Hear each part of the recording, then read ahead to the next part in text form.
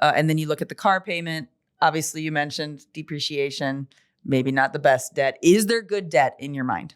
Yeah, I think to simplify it, I would say good debt is debt that is on an asset that goes up in value. Okay, so my house. So your house would be one. If you wanted to start a business that you needed to borrow some money, that again, the goal would be is that the business valuation goes up. Or maybe it's you've got some other investments, not necessarily the stock market, because the way you borrow money in the stock market, again, not part of this podcast here, is something called a margin account. But usually those rates are very, very high. Sure. And we're not necessarily fans of encouraging people to borrow money against the stock market. But in general, your house is your typical individual. Yeah, borrowing money against your house, I think, can be very appropriate. I do feel like if you are retired, that can be, Kamie, somewhat of a burden if you're strapped with the mortgage payment.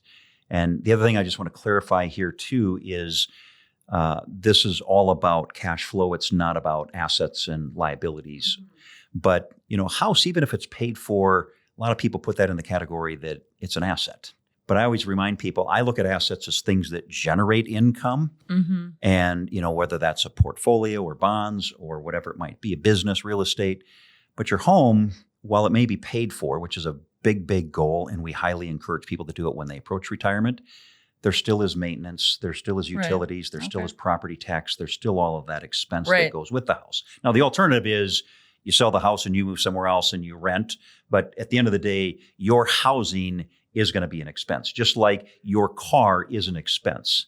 Even if your car is paid for and your houses are paid for, there still is ongoing maintenance and ongoing expense to maintain those. Our focus is when we're building out, detailed financial plans is if we can get people in a situation when they're retired and they're completely debt-free, it is very freeing for them. Yeah. And then they can just focus on what's important to them.